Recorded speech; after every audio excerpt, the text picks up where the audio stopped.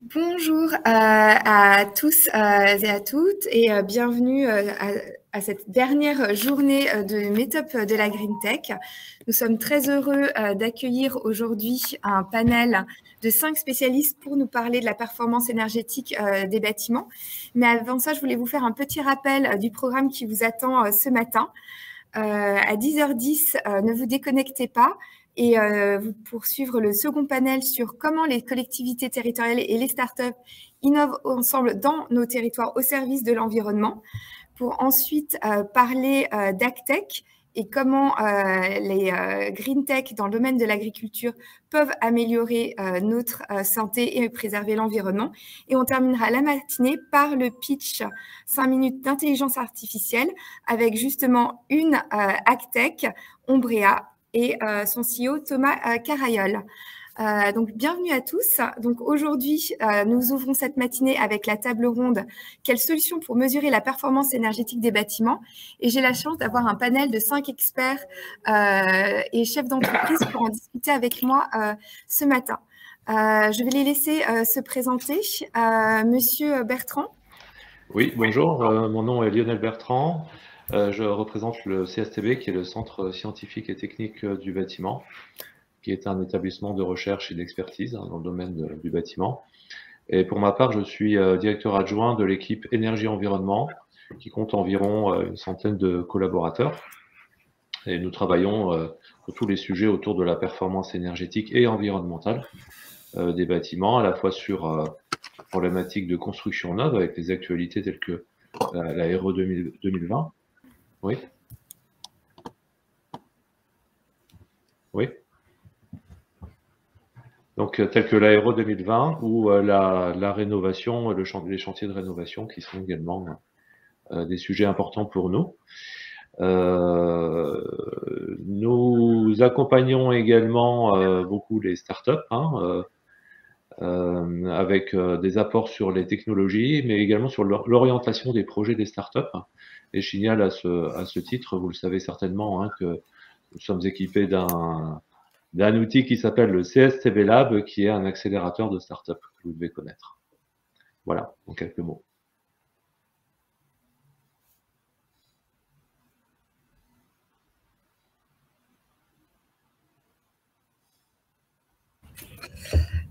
Alors...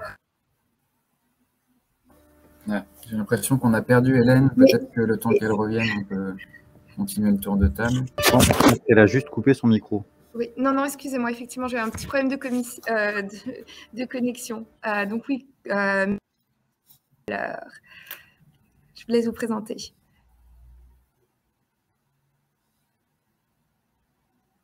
On ne vous entend pas.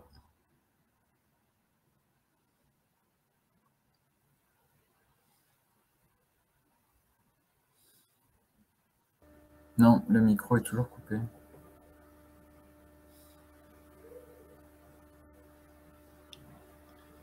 Hélène non plus, on ne vous entend pas. Monsieur Lafaleur, on ne vous entend pas. Est-ce que vous avez coupé? Alors sinon, ce que je propose, c'est de continuer le tour de table, Monsieur Lagandré. Et peut-être que si vous vous déconnectez, Monsieur Lafaleur, ça résoudra le problème. Ok, Éric Lagandré, je suis le responsable du service observation, études et évaluation à l'Agence nationale de l'habitat. Et je me suis occupé depuis 10 ans de la conception et du développement du programme Habiter mieux, de rénovation énergétique globale pour des propriétaires modestes. Que dire? De plus, l'ANA est en grande transformation. Il y a 4 ou 5 ans, nous faisions 70 000 logements par an. Et cette année, nous allons financer la rénovation de 800 000 logements dans l'année. Voilà, un contexte de grande transformation qui nous rend sensibles aux propositions des startups. Merci, Monsieur Lagandré. Monsieur Craïf. Mon micro. Bonjour à tous, Laurent Craïf. Je suis le directeur général de Perfesco, qui est une filiale du groupe EDF. L'activité de Perfesco consiste à travailler le plus souvent avec des grands industriels sur leur performance énergétique. Et ce qu'on fait à ce titre, c'est qu'on investit dans des solutions d'amélioration de leur performance et que ce faisant, on réduit leur consommation et leur empreinte carbone. Et le modèle de Perfesco consiste à travailler sur des objets que nos clients spontanément ne finançaient pas. En général, c'est un petit peu le pendant industriel de sujets sur lesquels l'ANA peut intervenir, de temps de retour qui sont un peu longs. Et ce que fait Perfesco, c'est qu'on investit en nom et pour le compte de nos clients et qu'on se rémunère sur les gains qui sont réalisés. Alors, Monsieur Lefeller, comment? Ouais, vous m'entendez? C'est bon? Ok. Très bien. Bah, écoutez, ravi d'être ici. Donc, je suis Sylvain Lefeller, un des fondateurs et le président d'Eloat. Eloat, c'est le conseiller énergie des particuliers. Donc, c'est une plateforme web qui permet de maîtriser ses consommations et ses factures d'énergie. Et on fait ça de trois grandes façons. Il y a un premier volet de solution qui est sur la gestion du prix et de la provenance de son énergie, avec notamment un comparateur de l'ensemble des fournisseurs d'énergie sur le marché. On a un deuxième volet de solution qui va être de maîtriser sa consommation, et c'est le cœur du sujet aujourd'hui, puisque pour maîtriser sa consommation, il faut aller vers la rénovation énergétique, donc c'est des solutions d'isolation et de systèmes de chauffage plus économiques et plus écologiques, en lien notamment avec les aides de l'État. Donc on accompagne les particuliers sur l'ensemble du processus de diagnostic et de réalisation des travaux. Et enfin, on a un dernier volet de solution. On permet aux particuliers de devenir leurs propres producteurs, donc avec des installations de panneaux solaires en autoconsommation. Et peut-être pour finir très rapidement, un peu au cœur de nos solutions, il y a l'utilisation des données, notamment des données des compteurs Linky et Gaspard qui sont désormais accessibles. Et donc, chaque utilisateur d'Eloat peut avoir accès au suivi de sa consommation, mais aussi à des analyses qui sont fondées sur l'analyse des données Linky et Gaspard pour voir quelle est la part du chauffage et de l'eau chaude dans la consommation du logement, s'il y a des surconsommations et si oui, des solutions qui soient adaptées et qui soient quantifiées pour savoir ce qu'on peut faire pour améliorer un peu les choses. Et voilà pour moi, du coup. Merci Monsieur Lefeller, et on reviendra de toute façon sur ces questions-là. Oui, bonjour à tous. Florent Martin, donc moi je travaille au sein de la coordination interministérielle du plan de rénovation énergétique des bâtiments. Donc c'est un peu long à dire, mais c'est assez simple à comprendre, c'est qu'on est une équipe dédiée au sein du MTE sur le sujet de la rénovation énergétique, puisque c'est un sujet en lui-même, mais qui est au croisement des thématiques bâtiment, énergie. Et donc notre mission à nous, c'est d'appuyer et de structurer les équipes internes qui travaillent sur cette thématique-là pour avoir une politique qui soit le plus cohérent possible. Donc ça fait à peu près 2 ans qu'on est là-dessus. Et on est une petite structure portée par Agnès Delaurent, qui a été donc nommée à la coordination par les 2 ministres de tutelle de l'époque, qui étaient le ministre du Logement et la secrétaire d'État à la transition énergétique. Merci beaucoup. Et bien maintenant, nous allons pouvoir rentrer dans le vif du sujet. Quelles solutions pour mesurer la performance énergétique des bâtiments? Alors peut-être en guise d'introduction, je souhaiterais rappeler quelques chiffres pour éclairer vos échanges. Tout d'abord, rappeler que la rénovation énergétique des logements et des bâtiments tertiaires et industriels répond à un triple enjeu: lutter contre le changement climatique, soutenir le pouvoir d'achat et améliorer la qualité de vie des Français. En France, ce qu'il faut savoir, c'est que le bâtiment est un des secteurs les plus énergivores, puisqu'il représente près de 45% de la consommation d'énergie finale. Et donc, le secteur du bâtiment a vraiment un rôle clé à jouer sur le chemin critique pour atteindre notre objectif de zéro net émission à l'horizon 2050.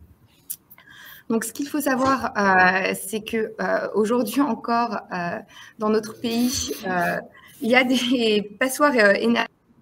5 millions de logements sont mal isolés et 3,8 millions de ménages ont des difficultés à payer leurs factures de chauffage. Donc, il y a un véritable enjeu à pouvoir améliorer le confort énergétique, enfin, la performance énergétique, de nos bâtiments.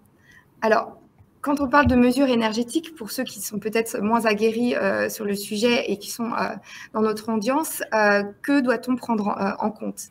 On doit prendre en compte le bâtiment dans toutes ses dimensions, je pense reviendrons sur ce sujet, à la fois dans ses composantes structurelles, c'est-à-dire la composition des matériaux, l'orientation du bâtiment, mais également fonctionnelles, quels sont les besoins en énergie d'un immeuble de bureau par rapport à un hôpital, ce ne sont pas les mêmes, ou encore sa composante usage. Quels sont les types d'équipements que vous avez, le type de chauffage, la VMC, l'éclairage, le traitement des eaux usées. Alors, une fois que les fondamentaux sont rappelés, maintenant je vais laisser parler nos panélistes, mais ils peuvent bien entendu compléter mes propos et mon introduction, et j'espère qu'ils le feront. Alors pour ouvrir cette table ronde, une question peut-être d'apparence simple, mais qui ne l'est peut-être pas. Comment mesure-t-on la performance énergétique des bâtiments? On a tous, par exemple, entendu parler du DPE, mais qu'est-ce que c'est et qu'est-ce qu'il mesure exactement? Monsieur Martin, je vous laisse peut-être la parole. Oui, merci beaucoup. Je vais prendre un tout petit peu la suite sur les chiffres, mais sans non plus vous noyer. Pourquoi est-ce qu'on parle de rénovation sur les bâtiments alors que sur les voitures, par exemple, on ne parle pas de changer les moteurs, on parle plutôt de changer complètement la voiture, de passer à l'électrique, par exemple. Et c'est parce que le parc, en fait, se renouvelle à un niveau assez faible, 1% par an. Et avec notre objectif de neutralité carbone en 2050, en fait, la très grande majorité du parc de 2050, il est déjà construit. Donc, on a vraiment un enjeu de partir de l'existant et d'aller vers le mieux, donc à travers cette rénovation énergétique. Donc, les bâtiments, Hélène le disait, ils sont très variés. Il y a les bâtiments résidentiels, donc c'est un des axes de la politique publique, probablement celui qui a la plus grande notoriété, qui a le plus de dispositifs de soutien. Et Lana pourra revenir dessus, puisque, comme le disait Eric, il y a beaucoup d'aides et il y a un certain nombre de ménages qui sont soutenus dans leur rénovation par Lana notamment. Il y a les bâtiments tertiaires. Donc là aussi, on est sur des typologies différentes. Au sein des bâtiments tertiaires, on a encore des typologies très variées, parce que entre un bâtiment public, un bâtiment privé, un bâtiment de bureau et qui accueille du public, on n'est pas sur les mêmes enjeux. Et on a les bâtiments industriels, mais là je laisserai Monsieur Craïf vous en parler parce qu'il est beaucoup plus expert que moi, notre politique étant plutôt sur le logement tertiaire que sur l'industrie au niveau du ministère. Rénover, c'est simple, c'est faire baisser les consommations, et donc par conséquent les GES, comme Hélène l'expliquait, il y a un vrai enjeu de consommation énergétique dans le bâtiment. Et la mesure, c'est un outil. Alors, Hélène évoquait le DPE. Justement, c'est intéressant de partir du DPE parce qu'en fait, on parle de mesures. Nous, plus largement dans les politiques, on parle d'évaluation de l'énergie. C'est-à-dire qu'on a des outils qui permettent de mesurer, et on reviendra dessus, ils sont vraiment intéressants. Mais aujourd'hui, on a plutôt une approche qui est une approche de l'évaluation avec en fait une modélisation du bâtiment, c'est-à-dire qu'on va faire confiance à la physique pour estimer cette performance. Donc il y a en fait deux grands paramètres. Pardon pour les experts du sujet qui sont dans la salle, parce que ça va être très simplifié, mais peut-être que certains ne le savent pas. Et donc en fait, on a deux enjeux. On a le bâtiment qui en lui-même est une enveloppe, et à l'intérieur, on a des systèmes qui consomment de l'énergie. Et l'idée est assez simple, c'est de se dire que ce bâtiment, il retient une partie de l'énergie. S'il retient beaucoup d'énergie, tant mieux, on ne chauffe pas énormément et on garde la température. Et s'il retient mal l'énergie, on est obligé de chauffer plus. Et c'est comme ça qu'on a notre consommation. Donc le DPE, qui est probablement l'outil le plus connu, il fait ça. En fait, il a une modélisation, un modèle, un moteur de calcul qui permet de modéliser la consommation énergétique. Et il vous donne une information sur une consommation en fait conventionnelle, c'est-à-dire à partir de ce modèle, et donc à la fois des hypothèses qui sont dans ce modèle et des paramètres qui vont être rentrés par la personne qui fait le diagnostic. Typiquement, vous rentrez dans un bâtiment, a priori vous ne savez pas forcément l'épaisseur des murs, les matériaux des murs, donc il y a des estimations, et ça peut entraîner un écart à la réalité. Ça, le DPE, il a si vous l'avez vu dans l'actualité, il a subi une réforme assez récemment qui est entrée en vigueur au 1er juillet. Déjà, il est devenu opposable, c'est-à-dire qu'on a maintenant un document qui est une sorte de contrat, qui peut servir à se retourner vers le diagnostiqueur, notamment si l'estimation n'est pas bonne. Il est opposable et surtout, il a pour but de devenir le socle de beaucoup de dispositifs et il a sur la forme aussi été amélioré puisque les particuliers ne sont pas des experts, ils sont noyés de documents et donc on essaye de faire quelque chose plutôt simple et agréable à appréhender. Et ça, c'est un petit peu le début de réponse d'une question qu'on se posera plus tard, c'est comment est-ce qu'on fait les travaux en fait, parce que c'est bien beau de mesurer, de faire le constat, mais à un moment, on veut surtout du passage à l'action. Mais je ne peux pas spoiler la suite des échanges. Donc ce DPE, c'est le plus connu. On a un deuxième dispositif qui est en train d'être réformé aussi et qui est en fait dans la continuité du DPE, c'est l'audit énergétique. L'audit énergétique, l'idée c'est qu'il se base sur un moteur de calcul qui est celui du DPE, de manière à ce qu'on n'ait pas un DPE qui dise une chose, un audit qui dise autre chose, ça serait peu crédible. Sauf que lui, il va plus loin, c'est que il va aussi se projeter sur des scénarios de travaux, et donc à partir du même moteur de calcul, il va faire des scénarios pour atteindre des niveaux de performance qui sont plus ambitieux. Donc là, il est dans une approche un peu plus prospective aussi. Et la question qui est intéressante à se poser, c'est quelle est la valeur de ces modélisations par rapport à la réalité qui est celle du bâtiment, aux consommations réelles que l'occupant en fait va avoir. Vous l'avez peut-être vu aussi, puisque le DPE a été réformé récemment, il y a eu quelques petits couacs, c'est-à-dire qu'on a changé le moteur de calcul et on s'est rendu compte que les simulations qui étaient réalisées avec ce nouveau moteur n'étaient pas forcément celles qu'on attendait et que parfois il y avait des surconsommations par rapport à ce que le diagnostiqueur sentait comme la réalité du bâtiment. Et donc ça, c'est lié à ce que je vous expliquais, c'est qu'en fait, on a des hypothèses, on a des paramètres qui sont insérés, et si l'un ou l'autre ne correspondent pas à la réalité, forcément, la modélisation, elle n'est pas bonne. Et c'est là où la mesure est particulièrement intéressante, c'est que il faut un moment pour avoir un moteur fiable, il faut faire de la mesure. Inversement, quand on va faire des scénarios de travaux, on se projette sur des travaux qui sont réalisés, la réalité des travaux n'est peut-être pas tout à fait celle qui était prévue.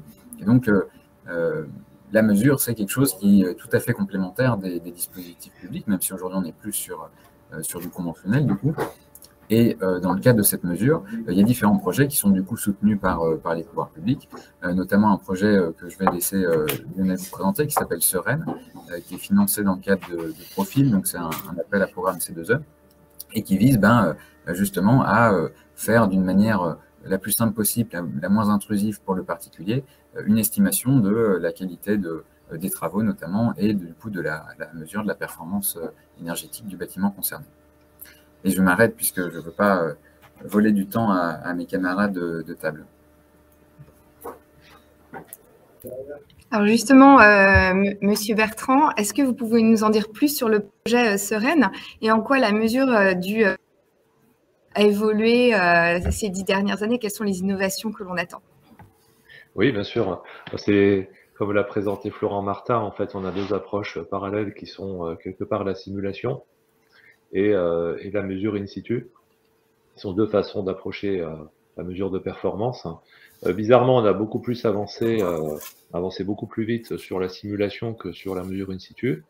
Et c'est devenu aujourd'hui vraiment un sujet d'intérêt majeur. Et je dois dire qu'il y a eu des avancées technologiques assez intéressantes, vraiment très récemment, notamment chez nous au CSTB, mais pas seulement. Et c'est la conjonction, en ce qui nous concerne, de deux choses. Déjà, on a lancé un axe stratégique de recherche autour de la mesure et garantie de performance qui a duré environ 5 années. Hein. C'est une quinzaine de projets de recherche à peu près sur ces sujets-là pour vraiment monter en compétences et explorer les nouvelles voies. Et puis, nous avons bénéficié nous avons été lauréats de plusieurs projets financés par le ministère de la Transition écologique avec les dispositifs C2E qui nous ont permis des avancées, je dirais des gros coups de turbo sur nos recherches avec la sortie de différentes technologies. Et c'est vraiment une actualité du moment puisque toutes ces technologies vont être disponibles à la fin de cette année. Hein, donc c'est vraiment pour demain. avec trois projets intéressants, hein, en tout cas qui rentrent dans le cadre de la mesure de performance, qui sont le projet Sereine, le projet GoRénov et le projet QSE. Alors Sereine, c'est vraiment la mesure de performance énergétique, mesure courte, rapide, pas trop cher, pas cher même, on essaye de baisser le coût pour que ça puisse se développer et que ça devienne une pratique courante sur le terrain. Je n'en dirai pas plus parce qu'on a un petit film de présentation qu'on passera tout à l'heure. On a travaillé également sur la mesure des performances autres que énergétiques dans le cadre de rénovation, avec le projet QSE qui s'intéresse plus aux aspects confort et sanitaire, avec la production d'une méthode d'évaluation également. On a développé dans le passé, et c'est une technique qu'on utilise toujours, une méthode de mesure de performance qui s'appelle Repère, qui est bien adaptée à la rénovation du logement social, avec l'idée que la première application de la mesure, c'est de faire un retour d'expérience sur les rénovations pour voir comment elles performent et comparer en fait ces performances réelles aux performances simulées. Ça c'est vraiment fondamental, parce qu'on pense beaucoup à l'audit en fait dans la mesure de performance, mais le premier intérêt que je vois pour ma part, c'est d'alimenter, d'accélérer la boucle d'apprentissage dans comment rénover efficacement.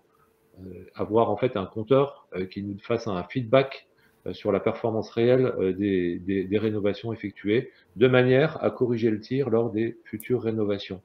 De déployer les bonnes pratiques et puis essayer de corriger les pratiques qui finalement sont un peu décevantes. C'est d'analyser les raisons, les pourquoi du comment. Voilà. Donc ça, c'est vraiment, pour ma part, l'objectif numéro 1 de ces technologies-là.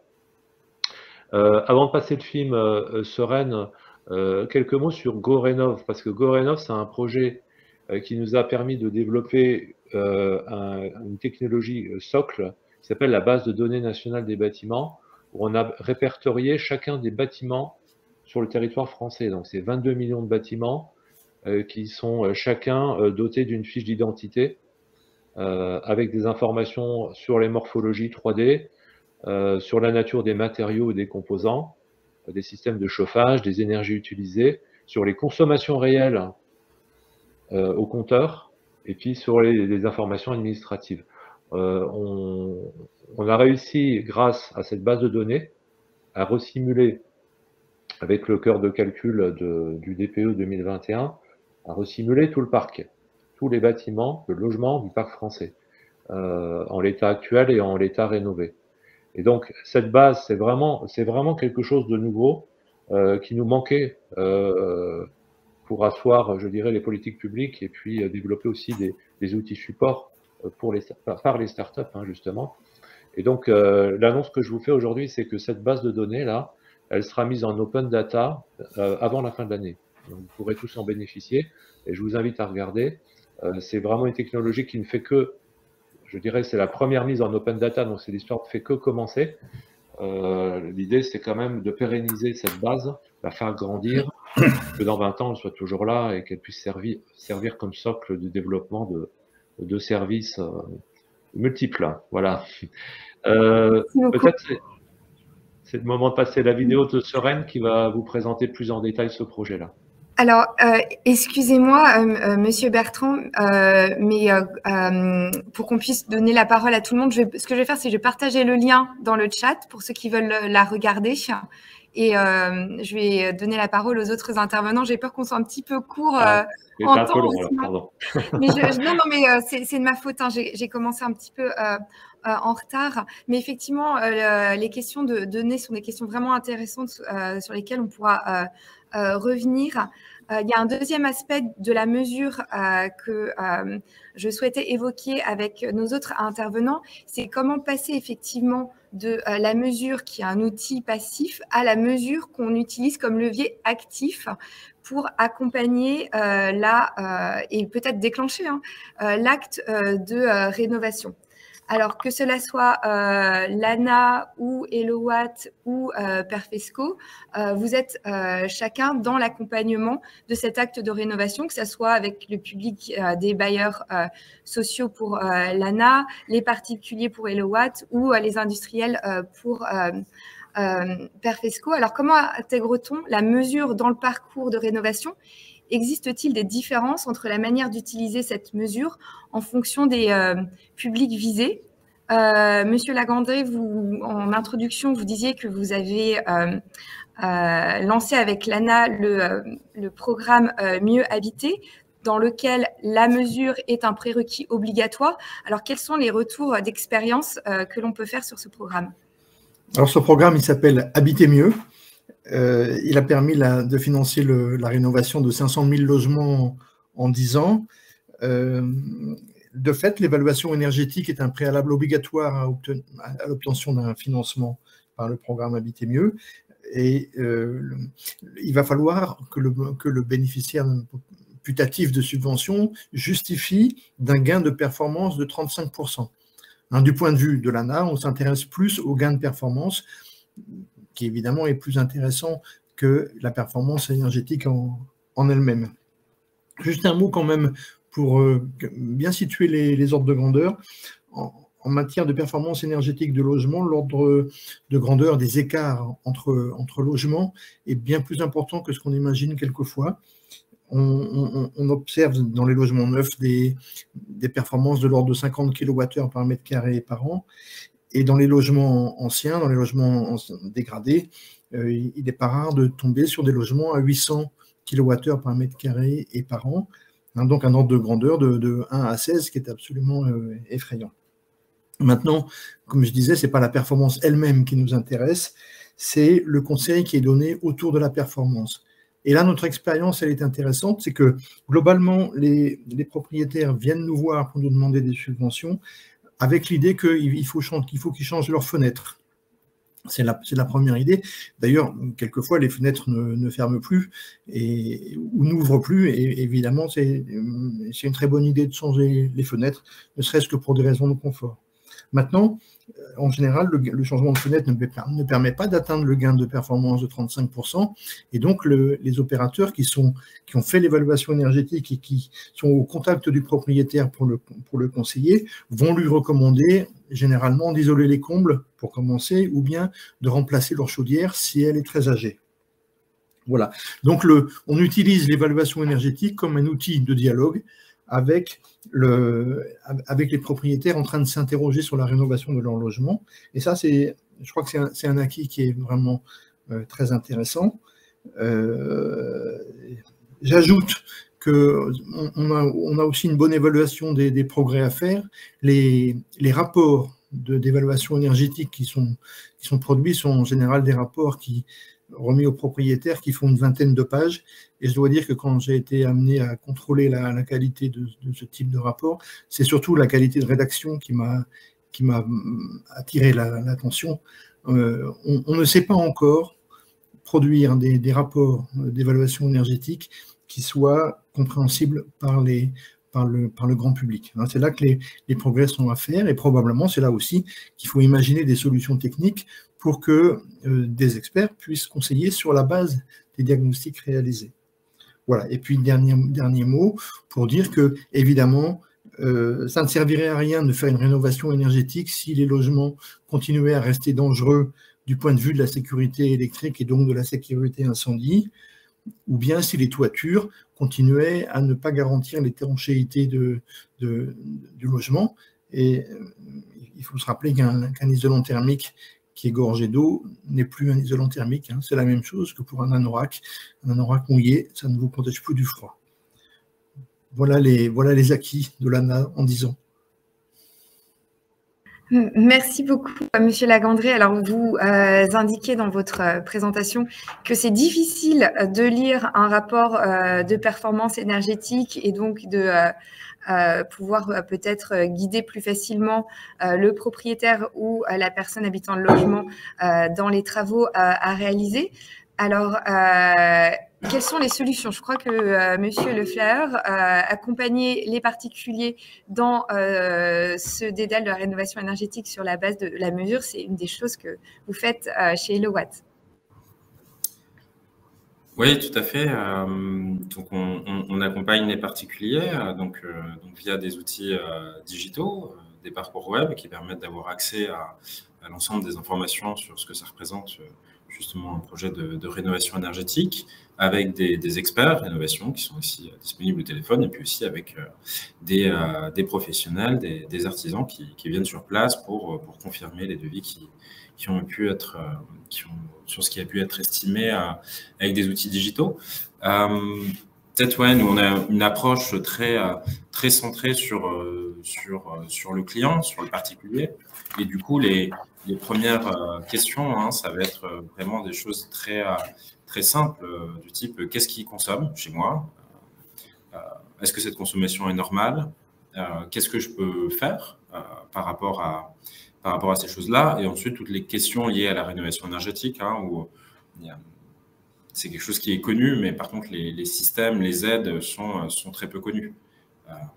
Voilà, on a des personnes qui viennent nous voir en nous demandant s'ils peuvent refaire toute l'isolation de leur mur pour 1 €, alors que c'est pas possible. Il y a de toute façon un reste à charge qui est important. Mais du coup, il y a tout ce travail d'accompagnement et de pédagogie. Pour rentrer un petit peu sur la question justement de la mesure et de quelles données on peut utiliser, parce qu'en fait, aujourd'hui, il y a très peu dans la façon dont c'est proposé, commercialisé auprès des particuliers, il y a très rarement une approche fiable sur qu'est-ce que ça va vous faire économiser sur vos factures d'énergie, quoi. Ce chiffre-là, il est aujourd'hui très compliqué à avoir pour un particulier. Et nous, on cherche justement à apporter cette réponse, notamment. Donc, c'est quoi l'investissement, c'est quoi les aides, donc le reste à charge, les économies sur les factures d'énergie, et donc en combien d'hiver, en gros, c'est rentabilisé. Et un petit point d'actu, hein, mais avec la hausse des prix du gaz, par exemple, en ce moment, on voit qu'on a des taux de retour sur investissement qui ont été divisés par 2 pour certaines actions, comme remplacer son chauffage gaz par des pompes à chaleur, ou des choses sur l'isolation des combles aussi, qui est parmi les gestes les plus rentables quand ils n'ont pas encore été effectués. Donc voilà, sur la mesure, donc nous on a pris le parti chez Elowatt, en fait, pour pouvoir proposer nos solutions à tous, de partir de la donnée qui était disponible. Et la donnée de consommation d'énergie qui est disponible aujourd'hui chez les particuliers, c'est les données qui sont issues de Linky et de Gaspard. Ce n'est pas des données qui sont parfaites pour faire des analyses, puisque ce qu'on peut avoir avec une donnée Linky, c'est la consommation de l'ensemble du logement toutes les 30 minutes. Et donc, à partir de là, on ne peut pas déterminer tous les usages qui sont associés à ça. Par contre, on peut quand même déterminer les principaux avec une bonne fiabilité, à savoir le chauffage et l'eau chaude. On ne saura pas, en revanche, quelles sont les consommations autres. Et en fait, à partir de là, on peut comparer justement ce logement et sa consommation de chauffage par rapport à des logements similaires, voir s'il y a des surconsommations. Et ensuite, quand on propose une action d'isolation, de remplacement de système de chauffage, avoir quelque chose d'assez quantitatif et d'assez fiable sur ce qu'on peut recommander. Et ce que ça permet de faire aussi, cette mesure, et je rejoins tout à fait les questionnements du CSTB là-dessus, enfin en tout cas le cœur de leurs travaux, c'est qu'il y a cette grande question qui est, en fait, qu'est-ce que ça fait concrètement? Est-ce que les économies attendues sont bien là et sont au rendez-vous? Et du coup, en fait, cette technologie qu'on appelle de décomposition de la courbe de charge, hein, des données Linky et Gaspard, ça permet aussi de dire, après les travaux, quelle est la consommation de chauffage? Consommation qu'il faut corriger, d'ailleurs, de potentiellement les effets climatiques et les effets comportementaux, puisque si on a un logement mieux isolé, mieux chauffé, potentiellement, on change aussi un peu ses habitudes, avec plus de confort. Et donc, voilà, nous, on travaille dessus. Hein, on a un programme de R&D et fait quelques conférences et papiers sur ces technologies de décomposition de courbe de charge. Et surtout, on cherche à mettre ça vraiment concret, hyper concret pour les particuliers. Hein, donc, concrètement, l'utilisation de tout ça, hein, c'est accessible pour chaque particulier de façon gratuite, cette information, sans vouloir trop faire la pub de notre service, mais c'est juste pour montrer ce qui est possible, via une app ou via les parcours web fondés sur les compteurs et les données Linky. Et c'est ça qui, je pense, est vraiment important. En tout cas, si la donnée n'est peut-être pas aussi précise que ce qu'on peut avoir avec des outils de mesure qu'on viendrait installer spécifiquement en plus chez les particuliers, En revanche, ça permet d'apporter une réponse à tout le monde en utilisant la donnée qui est déjà là. Il y a aussi quelque chose qui est assez important pour les particuliers dans l'immédiateté. C'est-à-dire quand ils ont leurs questions, il faut apporter un peu une réponse rapide. En tout cas, c'est l'usage sur le web. Et du coup, c'est ce que permet de faire l'utilisation de ces données et de ces parcours web. Et en ça, je pense que ça permet un peu potentiellement de répondre à cette grande question qui est comment mieux accompagner les particuliers dans leur projet de rénovation énergétique. Alors, justement, on a pu discuter donc, de la manière dont on essaye d'accompagner par la mesure, mais c'est difficile, c'est un peu un élément, comme vous disiez, pour convaincre l'utilisateur, enfin le propriétaire. Est-ce que Monsieur Le Cruyff, en travaillant avec des acteurs économiques dits plus rationnels, qui sont les industriels, on a une approche différente? En quoi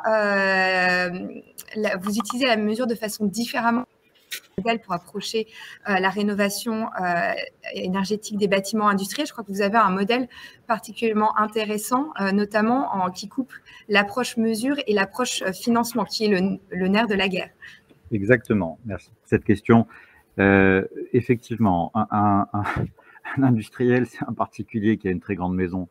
Et à la fin, c'est la même discussion, sauf qu'au lieu de l'avoir à l'échelle d'une maison, on l'a à l'échelle d'un site industriel qui est une très grande maison. Et on doit avoir pour ça la même typologie d'outils et la même rigueur. Le fond de ce qu'on fait, c'est qu'on dit à nos clients, ce qu'on leur propose en tout cas, c'est de rénover un certain nombre d'utilités, alors au rang desquelles, pour être illustratif, leurs éclairages, qui représentent souvent des parts de quelques pourcents, c'est entre 3 et 10% d'un site industriel, de rénover leurs installations d'air comprimé, qui représentent également des pourcentages significatifs, ou de rénover leur moteur. Bon, je passe sur le détail, mais pour la thermique, ça peut être de rénover leur four également. Bon. C'est-à-dire que l'isolation thermique par l'extérieur d'une maison, c'est finalement le même type d'enjeu que l'isolation thermique par l'extérieur d'un four industriel. Et dans tous les cas, on commence par de la mesure. On commence par de la mesure, on pose des compteurs. Il y a les mêmes enjeux que sur des particuliers, puisqu'il faut savoir de quelle base on part. Donc, on pose des compteurs. Soit on peut poser des compteurs sur tout le site quand les usages s'y prêtent. Typiquement, si on doit mesurer 5 moteurs, on pose des compteurs sur 5 moteurs. Si on doit mesurer 3000 points lumineux, on va plutôt procéder par échantillonnage. Donc, on installe en tout cas du comptage de manière dédiée pour avoir une base d'analyse qui convienne. Et c'est cette base d'analyse qui est partagée avec nos clients. Là-dessus, il est possible, en tout cas, que par rapport à des particuliers qui ont peut-être un peu moins d'expérience industrielle de la mesure, on ait des clients plus exigeants ou en tout cas plus regardants et plus experts. Donc effectivement, là-dessus, c'est un point qui est sensiblement différent. Et puis que nos clients soient fondés à faire de manière plus proactive des bases d'ajustement. Si on parle de thermique dans une maison, les gens sont probablement sensibles au fait de dire qu'est-ce qui se passe si j'ai un hiver froid ou un hiver très rude ou un hiver doux.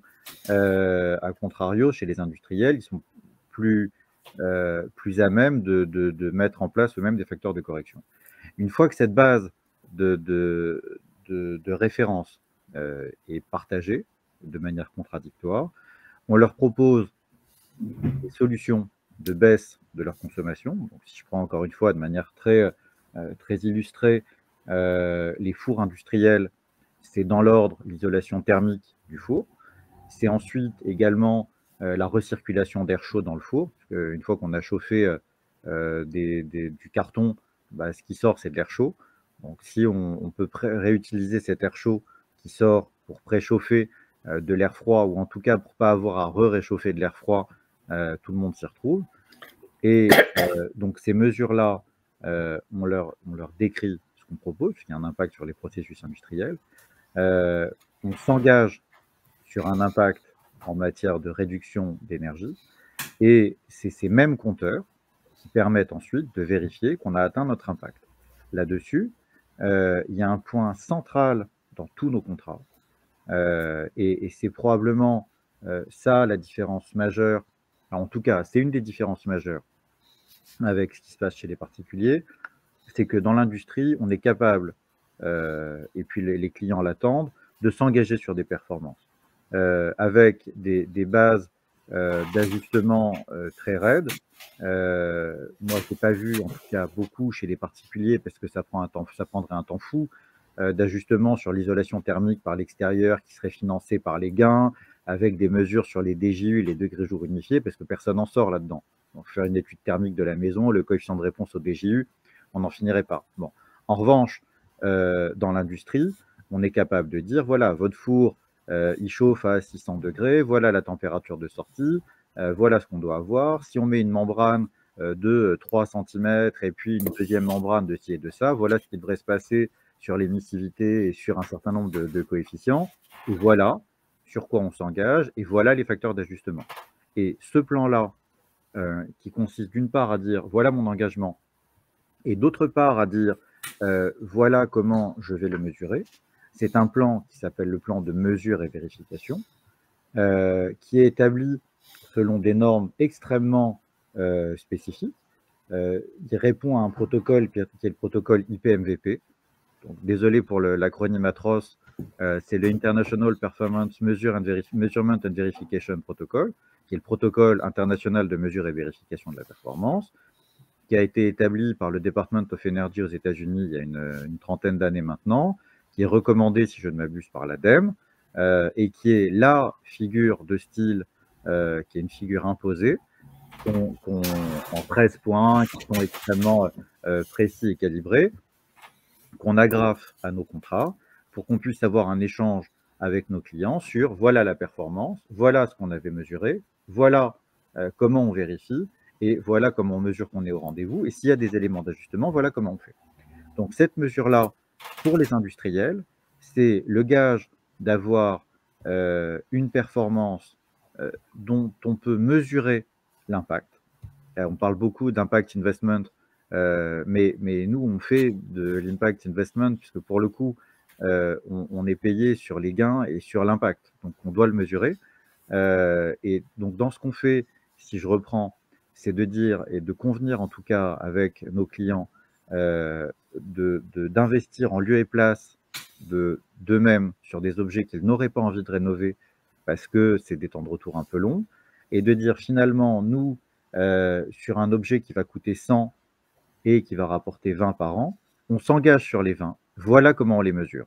Et donc, c'est très important qu'on puisse être collectivement rassurés sur le fait de dire ces 20-là, voilà d'où ils sortent, et que quand on dit je vais me payer avec une partie des 20 qui reviennent chaque année, on soit capable de dire effectivement les 20 ils sont là, je les ai vus, je les ai mesurés, et donc quand Perfesco est payé sur la base des gains qui sont réalisés, les gains sont vraiment réalisés et nos clients sont satisfaits. Merci beaucoup, Monsieur Crave. Donc, je comprends que la raison peut-être pour laquelle la performance énergétique dans l'industrie est plus facile à mettre en place, c'est à la fois les volumes, mais également parce que la carotte du gain est plus facile à mesurer. Alors, est-ce que cette carotte du gain est utilisable chez les particuliers ou est-ce que elle est trop faible? Et dans ce cas-là, quels sont les outils que l'on a pour gagner la rénovation des particuliers et surtout faire en sorte d'éviter le hiatus entre le top 3 de la rénovation, des actes de rénovation qu'il faudrait faire d'après ce que nous indique notre audit de performance énergétique ou notre DPE et le choix que font les particuliers. Quels sont un petit peu, d'après vous, les leviers sur lesquels il faudrait qu'on insiste davantage? Moi, je dirais juste, si vous me permettez un mot, avant peut-être de laisser intervenir Sylvain, qui a une expérience robuste sur le sujet des particuliers et de la rénovation. Ce que je vous disais tout à l'heure sur la partie des industriels, c'est que le temps qu'on passe à établir ces diagnostics et à établir la mesure des gains, en particulier pour l'isolation, est parfois redoutable. Parce qu'il y a énormément de facteurs d'ajustement qui peuvent intervenir. Et puis la thermique, c'est pas, enfin, c'est une science exacte, mais c'est quand même une science dans laquelle il faut passer beaucoup de temps. Donc, il n'est pas exclu que le temps qu'on passe, eu égard au volume de gains qu'on génère, soit pas reproductible strictement dans les mêmes proportions pour des particuliers.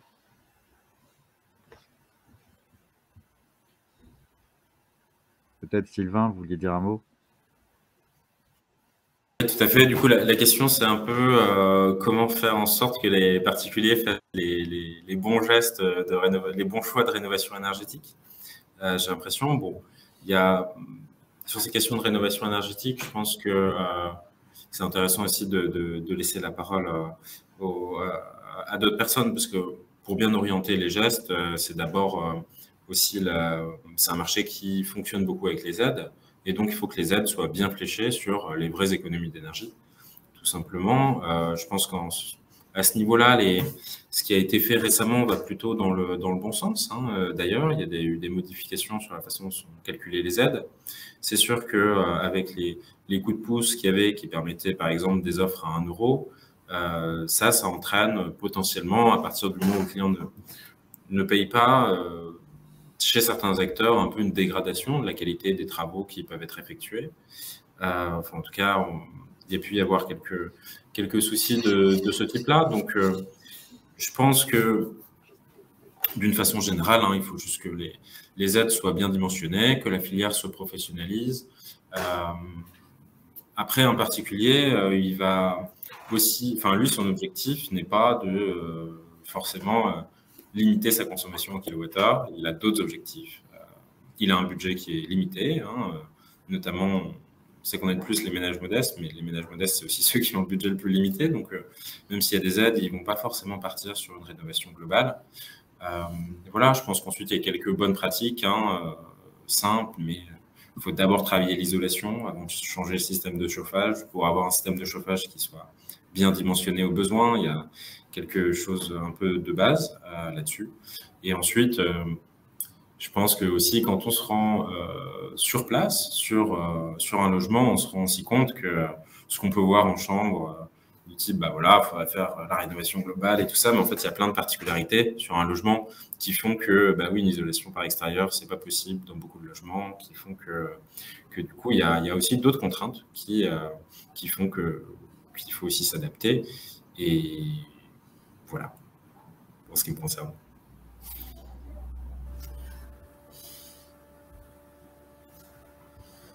Lagondry, vous vouliez intervenir et puis ensuite, Monsieur Martin. Juste un mot pour dire que je suis vraiment en accord avec Sylvain. Il me semble que l'enjeu décisif fait dans la capacité de combiner de la tech et de la relation humaine. Il y a des choses qu'on peut calculer, on peut simuler, on peut regarder les consommations réelles, c'est du calcul, mais au final, on a affaire à en tout cas pour la rénovation de l'habitat, on a affaire à un particulier qui a ses propres préoccupations, et il faut d'abord entendre les préoccupations de la personne avant de lui proposer des solutions techniques. C'est ça, on sent qu'on a une combinaison là à trouver et qui est pas forcément évidente à trouver. Je pense que chez HelloWatt, on doit faire ça tous les jours. Et voilà, je suis bien content de vous avoir rencontré. Oui, je vais m'inscrire dans la continuité de Sylvain et Eric, et ça va me permettre aussi d'embarquer quelques questions qui sont dans le chat. Ce qu'Eric disait, c'est voilà, il y a la partie analyse, la partie technique, et ensuite il y a la réalité du projet. Évidemment, il y a des travaux qu'il faudrait faire avant. Sylvain évoquait l'isolation avant le système de chauffage. C'est la démarche logique. Enfin, on ne peut pas mettre une pompe à chaleur sur un bâtiment qui est une passoire énergétique.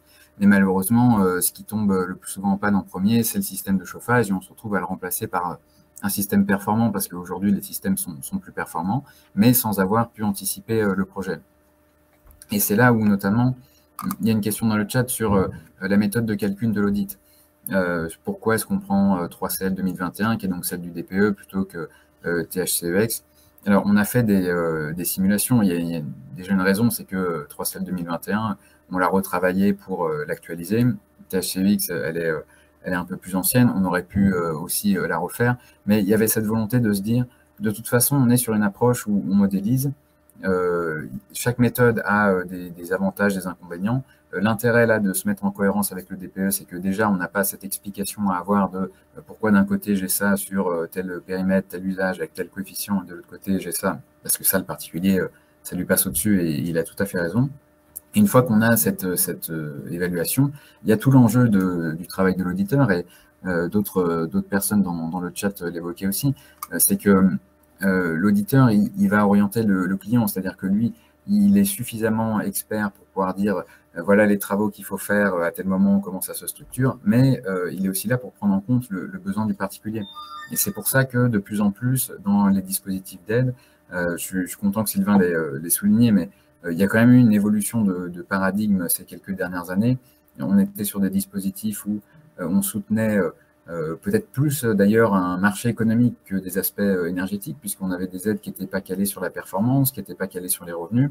On a quand même voulu changer cette approche en se disant, eh ben, il y a ceux qui ont le plus de difficultés à financer les travaux, donc on va les aider plus, et puis il y a des travaux qui sont plus performants que d'autres, donc on va aussi les aider plus. Et aujourd'hui, la logique, c'est celle-là. Je pense qu'elle a des bons côtés, puisque MaPrimeRénov' est un dispositif qui marche extrêmement bien.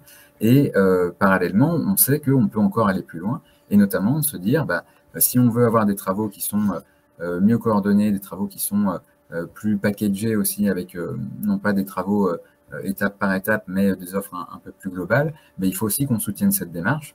C'est notamment pour ça que j'évoquais l'audit, parce que il y a quelques semaines, il y a eu une consultation publique sur un texte audit énergétique, avec une volonté d'avoir un audit qui permette de justifier des montants d'aide qui sont importants, en fait de faire valider ces scénarios de travaux par le biais de cet audit, donc qui est réalisé par l'auditeur, et d'avoir voilà, l'étape après, c'est en plus des travaux les plus performants qui sont les plus aidés, et ben une logique de travaux, un parcours de travaux, quelque chose qui emmène le particulier vers les niveaux très performants qu'on est censé atteindre finalement dans un délai qui n'est pas si long que ça encore aujourd'hui.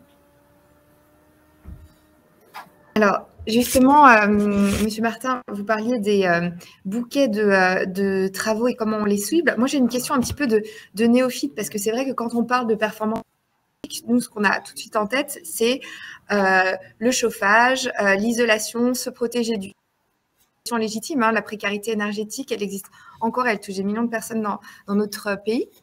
Mais avec ce qui nous attend dans le futur et les changements climatiques, alors ça ne veut pas dire qu'on va tous avoir partout. Hein, il y aura aussi une augmentation des précipitations.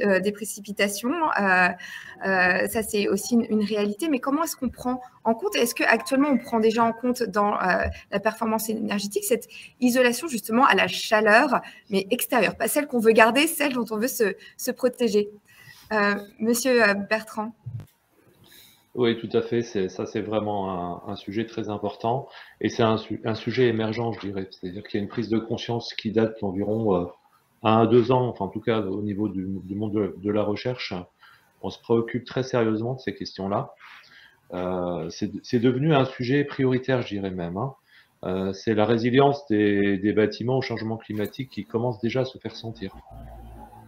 Et ça peut devenir d'ailleurs un des ressorts décisionnels de la rénovation majeur pour les particuliers aussi, parce qu'on sait que la préoccupation du confort, quelque part, il y a plus d'impact chez les particuliers que la facture énergétique jusqu'à ce jour. Hein. Maintenant, si le prix d'énergie continue à grimper, ça va peut-être changer, mais en tout cas, on a noté qu'il y avait plus de sensibilité à ça.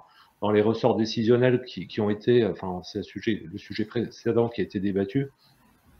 On sait que c'est les événements de la vie, surtout, qui vont faire que un foyer va se lancer dans une rénovation. Et puis aussi la volonté d'accéder à plus de confort, ou même la décoration, hein, ça fait partie des ressorts décisionnels majeurs.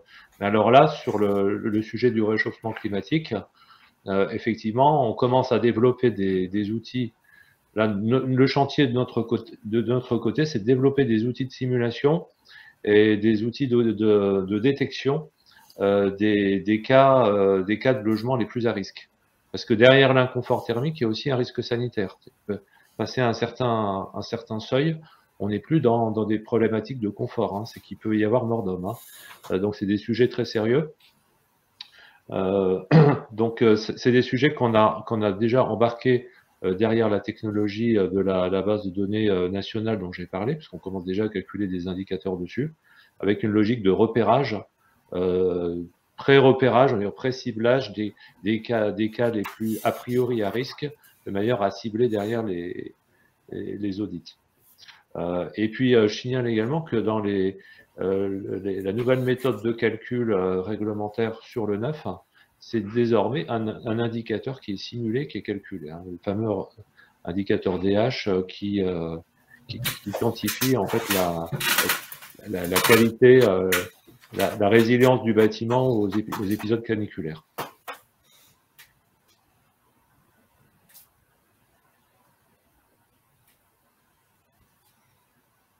Ah, on ne vous entend pas, Hélène. Vous faisiez référence à la base de données nationale que vous allez ouvrir. Est-ce que vous pourrez rappeler le nom du projet? C'est une des questions que nous avons. Le nom du projet de base de données de 22 millions de data. Et comment il y aura accès? Le projet s'appelle GoRénov et il va donner lieu à 2 services publics gratuits qui vont être mis sur le web en début d'année 2022. Donc, un pour le grand public et un pour les bailleurs sociaux. Donc, c'est un outil d'autodiagnostic des bâtiments qui repose sur cette base de données. Et puis, il y a la base de données en tant que telle. Et comme là, aujourd'hui, on parle surtout à des startups, je crois, c'est surtout ça, je pense, qui va les intéresser. C'est que cette base de données va être disponible pour y brancher des services numériques que vous pourriez développer. Enfin, en tout cas, alimenter des chaînes de traitement numérique que vous pourriez développer. Voilà. Et le sujet du confort d'été, c'est un sujet qu'on traite également à ce niveau-là et on commence à développer sur la base du profil qu'on connaît du bâtiment, des scores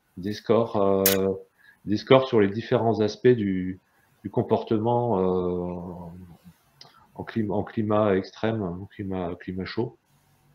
Voilà, qui permettent déjà de préqualifier les bâtiments. Merci beaucoup. Donc, nous sommes arrivés au terme de cette table.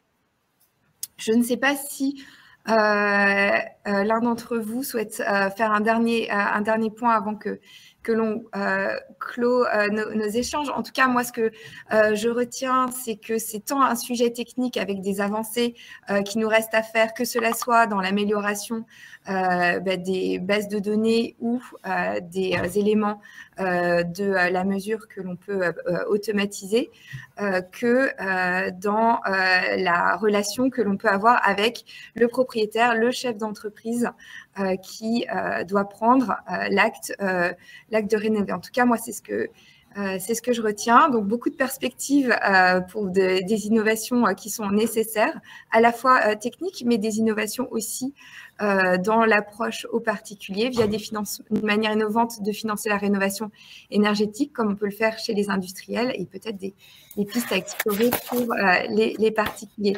Est-ce que c'est le mot de la fin ou est-ce que quelqu'un voudrait rajouter quelque chose? Ce sera le mot de la fin, mais en tout cas, messieurs, je vous remercie beaucoup pour cette heure passée ensemble sur la rénovation énergétique et la mesure. Le replay sera disponible à partir du 28 octobre. Et ce que nous ferons, c'est que nous insérerons la vidéo sereine dans le replay, Monsieur Bertrand, comme ça, tout le monde pourra accéder à cette information. Encore une fois, désolée de ne pas avoir pu la passer. Donc, pour les participants, la suite du programme continue à 10h10 avec la prochaine table ronde sur l'innovation dans les territoires, comment les startups et les collectivités travaillent main dans la main. Nous aurons la chance d'accueillir le sénateur de Paris, Monsieur Julien Bargeton, qui vient de remettre un rapport sur le sujet. Je crois que Monsieur Le Falleur, nous continuons d'ailleurs avec vous sur cette table ronde. À moins que ce soit une erreur du programme, alors. Excusez-nous. Et ensuite, nous parlerons d'innovation dans le domaine agricole, comment réduire les pesticides, améliorer notre santé. Ça bouge aussi de ce côté-là. Et nous terminerons la matinée à 12h20, justement en parlant d'agriculture, de l'Alliance de l'agriculture et de l'intelligence artificielle avec Monsieur Thomas Carayol de la start-up Ombrea. Mais je vous remercie à tous et je vous souhaite une bonne fin de journée et un bon week-end. Merci Au revoir. beaucoup. Merci.